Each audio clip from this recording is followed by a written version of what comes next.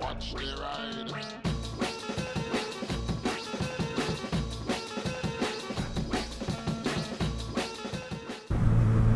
Hey everybody, hope you're all doing alright out there. So, today I want to talk about cinema. And, well, I know I've called this video John Wick 4 Sucked. It's not exactly a movie review, although I will be talking about John Wick 4, but it's more that John Wick 4 showed the issues, I believe, that exist in cinema at the moment and what's kind of ruining things. I've seen all the John Wicks. The first one, in my opinion, was very much the best one. The action wasn't as good as the later films, maybe. You know, it was far more accurate, more realistic, I think, as far as realism goes in John Wick films. But the first one, you know, it was a good, solid film. And the second one, I kind of felt like, well, hang on a minute, John Wick's getting his ass kicked here, but he's surviving. Third one, what happened in the third one? Okay, right, fourth one, John Wick just gets his ass kicked non-stop and somehow survives all of it. Now, I know we have to throw away the reality of life. We have to throw away all of this, logic and go, it's John Wick, he can survive anything. Okay, I can do all that. Spoilers, by the way. Spoilers, be warned, spoilers. I cannot deal with him being shot at for that amount of time by that many people, being hit by 4 or 5 different cars, then jumping 50 feet out of a window and caving in the side of another vehicle, and then being shot. It goes on, and it's like, what is this man made of? This is ridiculous. This has gone past the point of like, wow, it's John Wick, he's like the man, you know, like Jesus Christ, it's Jason Bourne. No, this is like Jesus Christ, it's Jesus Christ, because no one else is surviving that much punishment. So what John Wick 4 actually is a very, very thin storyline, which is basically the same as every other John Wick film. John thinks he's done, but then someone does something to annoy him, and then he has to get his own back, and then there's this, and there's that, and then it ends up coming down to a showdown, and you think it's all over, but it's not. Again, spoilers, at the end of the fourth one, John Wick is supposedly dead, although at the end of the film, the end of the film, you know, when they leave the little snippet bit, there's a little joke there that shows that he's probably coming back, and the fact that a John Wick 5 has been agreed, as far as I know, kind of proves the fact that he ain't dead. It's worth watching. I will say this, I think John Wick 4 is worth watching. I think it is a good action film. I think it's not a bad film necessarily, but it sucks because it's the best of what's currently around, sort of thing.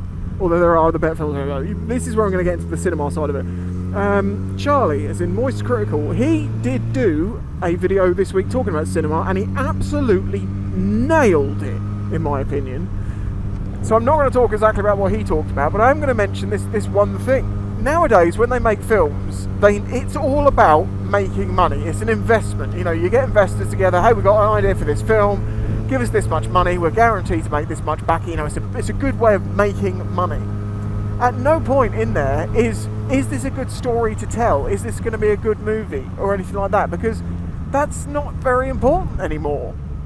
What's important is convincing people that it's worth spending the money to go to the cinema and watch it. And people aren't doing that anymore, because who wants to go to the sodding cinema? You know, the world has moved on, and the thing about cinemas is, as everyone knows, they're just so expensive. You want to go and see a film, right? So you have to go to the cinema, book the tickets, pay an exorbitant amount for the tickets, even though the actual cinema is probably making no money from that whatsoever. Yes, that's why the suites are so expensive. A relative of mine used to run a independent chain of cinemas in the UK, and I learned from talking to him about the business side of it that they literally make no money on tickets, if not sometimes make a loss, and the only way they make money is on the snacks and stuff. Now, because they need to pay for, you know, new IMAX cinemas and all this sort of stuff, the ticket prices go up, and then they need to make even more money, so they need to make the suites more expensive, and have special chairs and special this and special that. That all leads down to it all costing a lot more money, and then people are like, geez, as I say, you book it, you go there, you pay all this money, you pay extra money for food, you then get other people's annoying children, if it's got that sort of a film that kids can be in, making noise, or other people making noise, people on phones. Of course, then you've got to sit through the 15 years worth of trailers of films you're absolutely not interested in to finally get to watch the film. Probably need to go for a pee at some point in the middle, but of course you can't pause it, so that's annoying. You're going to end up missing some of this film you just paid all this money for, so you sit there nearly thinking you're going to piss yourself, and then you realise John Wick 4 is like 2 and a bit hours long, and then you missed a bit for, you know, and then you leave. And the alternative to this is you pay like 15-20 bucks a month and you just watch it when it comes to Netflix or Prime or whatever you watch films on. You can sit down in the comfort of your own house, no one else is around you. We've all got, well, most people have got reasonable sized TVs now because they're getting cheaper, you know, good quality screen, so it's a good atmosphere. It's normally got quite good sound. You can buy some cheap snacks from the shop, sit there and basically enjoy that for free, as it were. Obviously you're paying the subscription, but that chosen experience is free. It's included in what you're already paying. So it's not working out for cinema. So what we've been left with is films that are either conglomerately put together by basically accountants, and then they just string them out and out and out and out and out. You know, we could go on about all the Marvel films, or a lot of the, you know, the superhero films. There's just too many of them. Transformers, look, well, that's gone. Fast and Furious, just ridiculous. Good example though, you know, Transformers, first film, good. The rest of the series, what the hell? Fast and the Furious, first film, good. Rest of them, okay, there was sort of a couple in there that were alright, but from that point onwards, it was ridiculous. It was nothing to do with the original story of it being like a real racing scene or anything like that.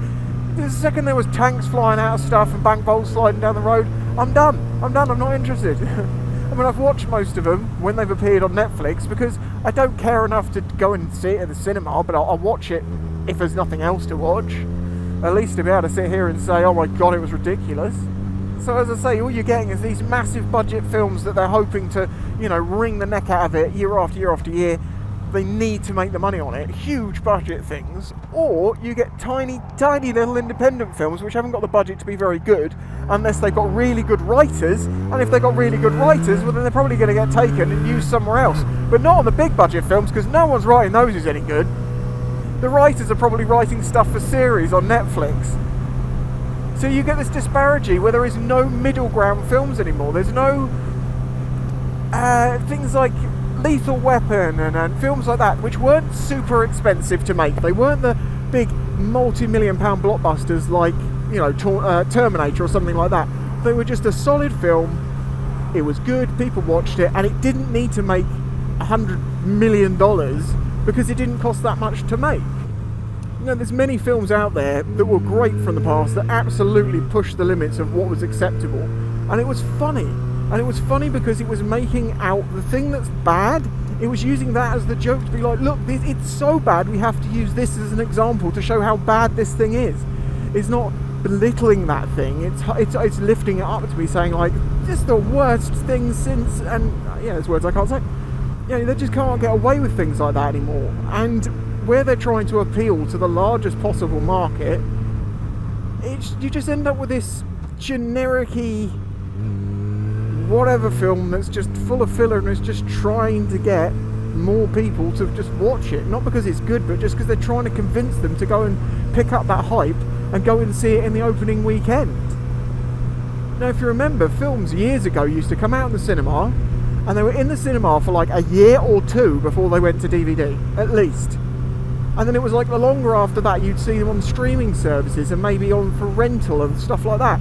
Nowadays, like, when did that film come out? Oh, last week. Oh yeah, it's already there to buy. I think that's why cinema is in a bit of a state right now. Why just films aren't as good as they used to be. Yeah, there's good films, but I don't think, like, other than alright, I mean, is John Wick going to go down in history as being as legendary as things like Lethal Weapon and Die Hard and stuff like that? Maybe, probably, but so many don't. Jesus. Let me know what your thoughts are on this. Like the video if you liked it, subscribe if you're new here, and I'll catch you in the next one. Bye bye.